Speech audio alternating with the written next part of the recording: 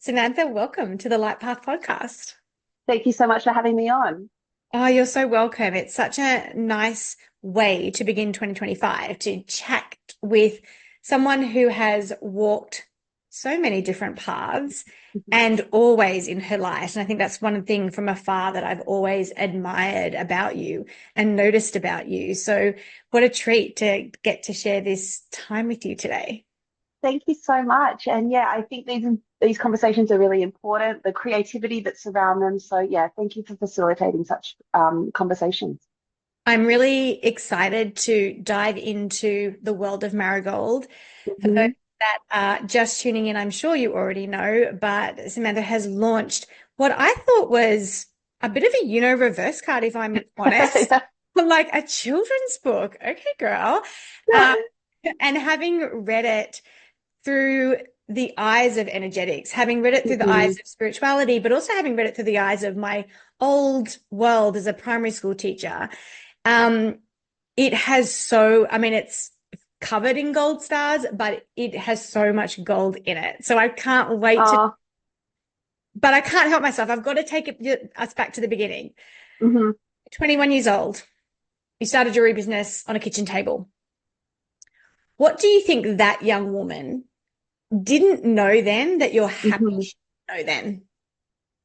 Oh, that is a great question. I think she didn't know how to trust her intuition in the way that she sees the power in it now. And I say that now because I still find it hard to trust that intuition and to really, live by the knowing of that, even though I do know it, keeping in alignment with that.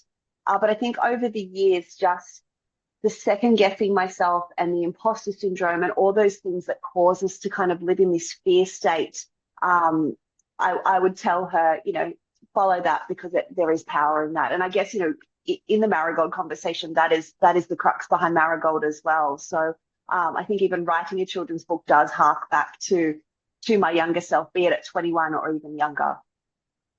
It's interesting because I think that you very bravely and vulnerably touched on those themes in Of Golden Dust, your first, Hmm. which was a really vulnerable memoir. Like I Hmm. don't know how you wrote it, but you have this huge success in your jewelry business, and you take yourself off to New York. You're Hmm. living this life. You decide to pivot. On reflection, in that time in your life and writing that, Hmm. how do you balance the idea of success and struggle? Because that's how I've seen you unfold. And I think this Hmm. feeds into what you've come up with this beautiful little girl Marigold in this book. Hmm. Because from the outside looking in, I'm like, look at her. Like, and I, just so much awe, so much pride being Well, of thank similar age. We you. live in the same place and all of that kind of stuff.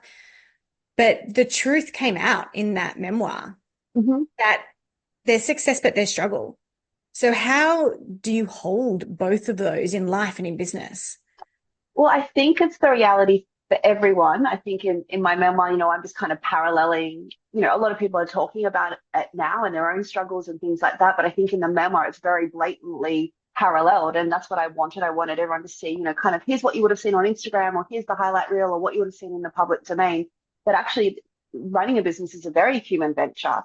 So here's the humanity behind that. And obviously, being human is light and dark. So, there's been struggles along the way that were harder than others. I think the gift of hindsight and being able to look back and write that book, I can see how a lot of those struggles and darker times have led me to where I needed to be, or allowed me to onboard the experience or the resilience or shed what no longer, was serving me at the time, but doesn't mean they hurt any less. So I think it's just part of the course. And I think, when a lot of people are like, what advice would you have for young people starting out or someone stepping? I'm like, it's hard, and there are going to be times where your world feels like it's crumbling, but it's like it, that's the journey kind of thing. So I don't know if I do juggle it. I think I just continue on. I approach it and I take it as a season. I can kind of look back now and see that not everything is going to last forever, even though it feels like it does.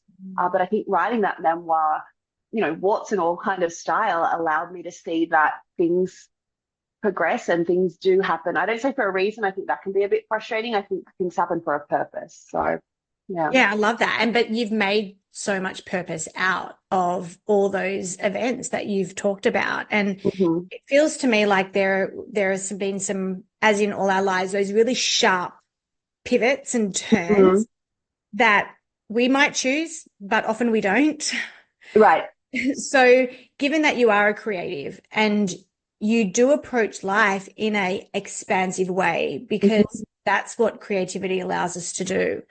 What are some of the strategies that you can draw upon that have maybe in hindsight, on reflection, allowed you to go, okay, this is not what I planned, this is not what I wanted, but Mm. we have to turn. I guess the overarching strategy is, and my advice when people ask me about, my one big piece of advice is hold the vision tight, but be flexible with the path, because we can have this dream. And for so long in my career, I would be like, well, there's only one way to get there and it has to look a certain way and it has to look how I think it should look. And it's, very black and white, pass or fail.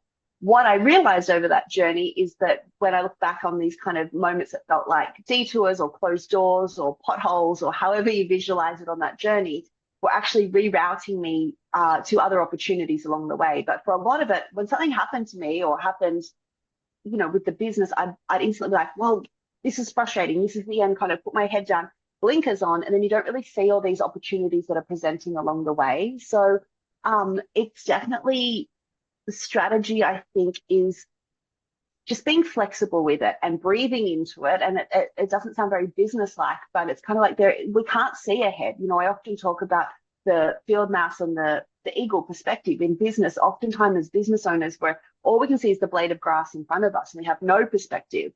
And then, what we really need when we move through our career and progress as leaders, you really need that eagle perspective where you're like, oh, I can see, you're in the same line as the field mouse, but you can see so much more. So it's always trying to kind of look up and around at what else is happening rather than this one blade of grass that's in front of you. In terms of watching your journey, I feel like you've taken a break Mm-hmm. after that memoir and talking about that, just to give yourself some space. That could be wrong, or that could just be what was presented. How on earth did the eagle see children's book?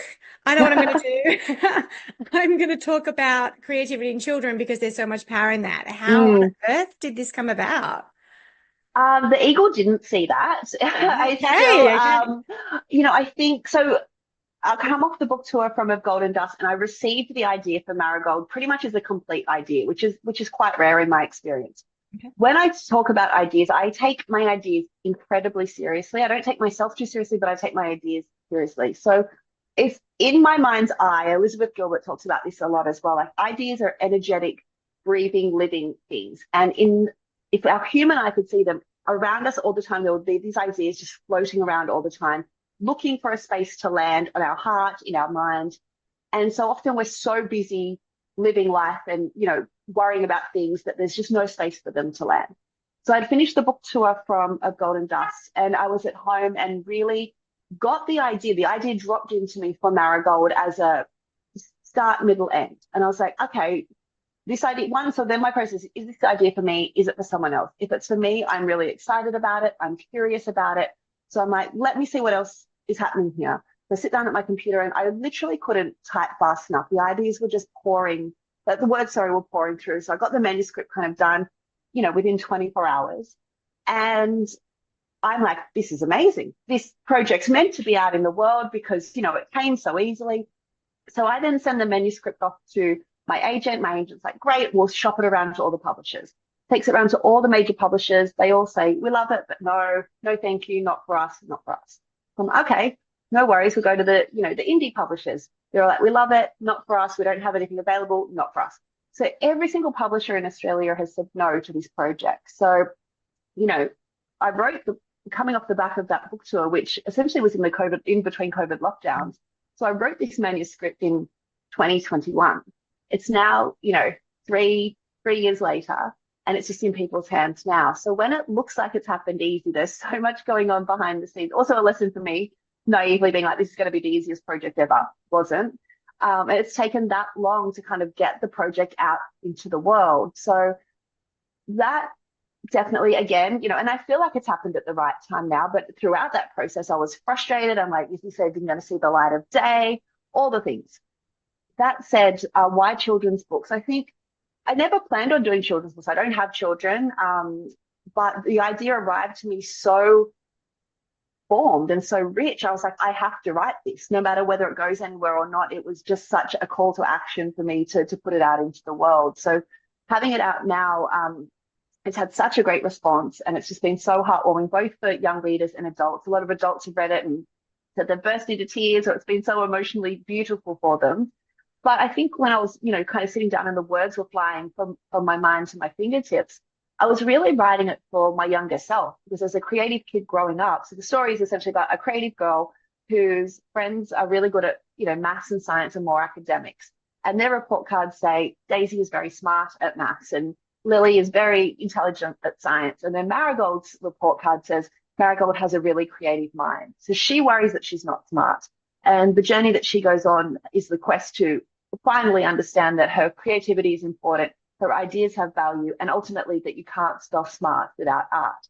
But really, that I was writing it for little me, because I was, much more interested in creativity and the arts, and my mind just didn't work in the same way as my academic friends. So I wanted to write a book that was for little me, was for young readers that can read it today and kind of, almost a love letter to them around having to break this myth of the starving artist archetype. And how can we tell you when you're, yay big, that your creativity is important and your ideas matter, and really imprint that into the DNA, rather than going through life thinking, oh, art's the waste of time, or art's the hobby, or art's the afterthought. It's like, no, there is a vocational path should you wish to live a creative life. I can't stress enough, when I read this book, and I think I, had maybe read some press around it, but I did feel like I was reading your childhood experience. And the beautiful thing about that is you grew up in a town in the mid-North Coast, and we grew up around the same time. And a lot of my family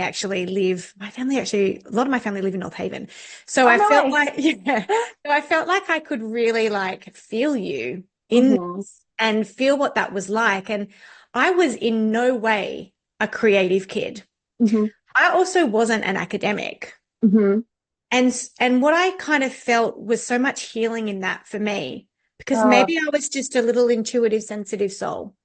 Yeah, which to be honest is a form of creativity, because you're co-creating. It might not be the traditional sense of creativity, but it's finding a way, because I think the word smart has so much power, and we allocate so much power to the academic allocation of it. So if there's anything outside, whether it's an intuitive little girl, whether it's a creative little kid, it's like, well, where do I fit in? Am I valued? I think is the underscore of it. And now, as women who are looking towards more that entrepreneurial journey, because the way of the future is women in leadership, is the rise of how tender and loving and expressive and expansive the matriarchy can be. Yes. When I look at this, I'm like, wow, you have no idea. And I don't think you're supposed to have any idea of where this is going and the impact it has. That's really, that is very lovely. Thank you so much for sharing that. I hope, but I think the beautiful thing with books is when you do put your heart and soul into it, and it's truly authentic to why you've written it, it finds who it's meant to find. You don't know, you look at a book sale and you don't know if the book is bought as a gift. You don't know if that book has been handed around elsewhere. Books end up in the hands of the readers that are meant to read them. So thank you. I really appreciate that. No, I think it's really important to acknowledge, because like you say, yep, this might be a children's book, but it's the women that are reading this that are going, wait a minute, there is value in my idea maybe to create a product, or there is value in even just enjoying the process of creation, even if it's not for an entrepreneurial journey. Absolutely. When you speak to women, is that what you are finding as well? Women are desiring to wake up to their creativity in whatever form it falls through for them? I feel like the undertone is always, I feel this creative idea, but I'm too scared to pursue it, or I'm too stuck to pursue it for whatever, which is a form of fear, is the main undertone, which I totally understand, because, even with as someone who has pursued creativity as a career, and by all accounts along that journey been quite successful moments in that, I think when we look at Marigold and, a teacher saying, not everything's about creativity and get your head out of the clouds. If there's two ways that can go with a child when they go into adulthood. It's either they pursue the path that they're meant to pursue, that they're told they're meant to pursue, and abandon their creativity because they've been told there's no money in it or it's a waste of time or whatever. Or like me, they push on with their creativity, and then if you do find this creative success, there's this imposter syndrome that is so rife because you have imprinted on you that there's no future in it. It's, X, Y, and Z. So then when you do find that success, you're like, is this a fluke? Is this just because, is this a one-off? Is this all going to be taken away from me? So, so I think there's kind of two ways that can go. And sorry, I've completely abandoned your question. No, I don't even remember what it was. It doesn't matter. Let's keep talking. But if I look at the human study of it, that's kind of where we can go. And I did an interview the other day, and the interviewer said, children hear with their hearts. And I was like, oh, that's so powerful, because even if someone's not up in your face saying, this about art and that, like if you hear it, or if you hear your parents talking about it in a way, then it imprints on you as truth. So I think there's a lot of undoing that we have to do now as women. And so it was about the question around the undertone. So I think, we take this into adulthood, and then imposter syndrome is a form of fear. Anything that's stopping us from doing the thing is, trying to keep us safe in a way that is, don't do anything with your life. Safe being, stay in this position right now, even if you're not inspired, even if you don't like it, even if you're in a relationship or job that is uninspiring to you, it's familiar. So let's just stay here together and we don't have to worry about anything, which is what fear, procrastination, and imposter syndrome are trying to get us to do, which to me is not a life. That's not a life I want to lead, but I do experience all those things. So it's about how do you counteract them, and how do you make those inspired steps forward to quieten the imposter syndrome for a moment, because when we act, all those things quieten down a little bit. They're only noisy in our mind when we're overthinking about them, and overthinking about what if I do this and it goes wrong? What if people think this? What if? So that's kind of the undertone from, especially being on this book tour, that women have asked about, is how do I find the bravery to do the thing? So going back to that 21-year-old, mm-hmm. was her passion for the creation she was making, did it override that, or was she just naive? She was absolutely naive. And people are like, you're so brave, you're 21. I was like, I was naive because I was 21, which in the best possible way. Yeah. If I knew what it would take to get the Samantha Wills jewelry brand to where it got to, at 21, there's no way I would have done it, because I'm like, that's too much information and that is way too hard to make that decision. So ignorance was bliss at that juncture. But I mean, I guess, how can we keep that ignorance to an extent? Because I think the best decisions I've ever made have been when I decide to do something and I have zero clue how to do it. And agreed. Happens, Well, I think it's about, like, even the language that we use around, where did you find the bravery to take the leap? Like, that's big language. To leap over something, to jump off something, is big, grandeur, scary language. So I'm like, firstly, let's bring that down. Like, instead of the leap, like, let's just take a tiny step. We can take a tiny step and put that into action. So I think taking the severity out of the language is really important. And it's about this kind of small momentum. Like, we don't have to, when I started that jewelry business, I made one pair of earrings. I didn't be like, oh, okay, I'm going to launch this whole brand tomorrow. I made a pair of earrings, and the next day I made another pair of earrings. So I went back to the bead shop. And so it's, we hear this overnight success story, which is just so not true and not realistic. But just minimizing all the little things, because often I find with creativity, when you take that step or that inspired step, the next one presents itself, but it's very much, you don't get to see what's happening, down the track. We've got to take those little steps to see the next step. I think that's how Marigold spoke to me. Like, when I saw her, and when I can't see her without seeing you. So when I reflect on you, I think, like, there's this aspect of intuition or creativity mm-hmm. that pulses through us. Mm-hmm. But there's also this balance of practicality, especially in the business world, as you've kind of touched on. Absolutely. And so what would, I don't know, pearls of wisdom, experience, like how do we do that? I often talk about the scale, and I being the artist at one end, like the pure, true, purist about art on one end, and on the other end, there's the full commercial creative, or almost like a creative sellout, I'm going to say, is on the very, very end. And if I look at that scale, I'm in the commercial creative camp. I'm not quite at the sellout stage. Some might say I am, but I'm kind of more in the commercial stage. We would not say that. Thank you. But you know, and there's no right or wrong place to sit on that scale. But if you're a creative going into enterprise, knowing where you are on that scale makes it a lot easier to understand the framework of business you require. So what I mean by that is the artist who probably has gone to fine art school, who's very much about the art, might be like, I am not selling my art for anything. Art is about the art. I'm happy to live, you know, couch surf for the rest of my life. If that means protecting my art, you know, it's art first. My part of the scale was always very much like, I want to pursue a creative career because I want to make money out of this. We don't talk about money a lot, and it's often the dirty part of the conversation. But I was like, let's not get it twisted. I wanted to make money out of this venture. And oftentimes with my creative process, it's very commercial in the sense, for example, I often have ideas about marketing concepts. And I'm like, I start at the marketing, like, okay, well, I need to fill that with a product or service or initiative here. So I'm kind of working back from the commercials backwards.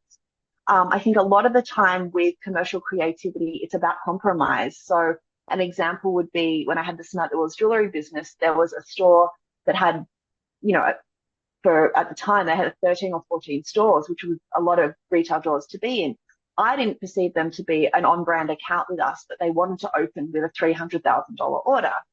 So my business partner was like, just let's take the order, and you don't have to talk about them publicly, or you don't have to affiliate the brand with them. But that kind of money allows you to go and do amazing creative things. So I think a lot of the time the creative can be, and pardon my language, this is his words, he's like, you're often cock blocking your own company because you can't get out of, whether your company or yourself, because you can't get out of the road because you're holding on to these things that is stopping you from either getting the money or getting the opportunity to move forward. So it's just a really interesting element. When you know where you sit on that scale, you can make commercial decisions around that.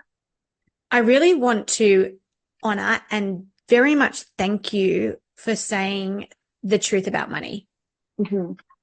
Because money is such a dirty word, and it's something in, you know, maybe the more etherical spiritual community that I roll in, that people aren't well paid and people aren't rewarded for their talents or their gifts and how hard they work on them. And it's almost poo-pooed to ask for remuneration around it. Yeah. Like, oh, well, no, it's meant to be the gift. It's meant to, you're like, no. No. It's the exchange. Yeah. And I've always been so strong on that. But I can't help feeling like such a hypocrite when I go to like amazing yoga classes and I know how much these teachers are getting paid. Mm-hmm. And so for you to literally sit here and say, it's not a dirty word and we want it, but we also need it so we can do good with it for ourselves, for our families, for our communities, is actually really, really powerful. And I think that in a lot of ways, it's just leveraged the idea of creativity, for want of a better word, into a more powerful position. I mean, if you've got the money, you've got the power, right? If you're signing the checks in the room, you're the one making the decision. That's how we evoke change. That's change in community. It's change family, community, globally. So I'm all about making money. I'm about how we're building our network as women. I think it's really, you know, men have no problem talking about money, about salary, about how much they. So I'm like, why is it such a dirty word when women talk about it? So I really think. And that's why I do think that scale, because so many women are inherently creative and doing these incredible businesses. And it's like, hang on, there needs to be this business structure and a plan for building the network around that, because then you can expand that creativity. Because that's what it's about. If it was all about the money, I would have made very different decisions along that journey. But first and foremost, it's about the creativity, but I need the money to do the creativity. One of my favorite lines in this book actually isn't in the text itself. It's on the box. I want to read it back to you, even though you wrote it. And sometimes when lost among the stars, we find our way no matter how far. So where's next for you? Where is next? I think in this chapter of my career, it's, I've always been a storyteller. I think first and foremost, I was a storyteller before I was a jewelry designer. It just matters what vehicle was kind of, that I was using to tell stories. But for me now, it's very much around traditional storytelling, be it on page or screen. I'm working on my first fiction novel, which is a new space for me. So learning, it's very exciting and following this kind of new possibilities there. Hopefully there'll be more in the Marigold universe. So I really want to build that universe out and have this place for creative kids to go to where they feel inspired and they remember growing up with Punky Brewster and I was like, I just wanted to see inside her bedroom and her bed that was like the car. You wanted to see inside it. I wanted to be her. Wasn't she the best? The absolute best. So I wanted to create something that kids wanted to escape into that world the same way that I felt about Punky Brewster. So hopefully Marigold's got a big life ahead, but definitely storytelling, be it for page or screen, and the strong female leads that are really relatable. Thank you for really lighting the path for many, especially Australian women.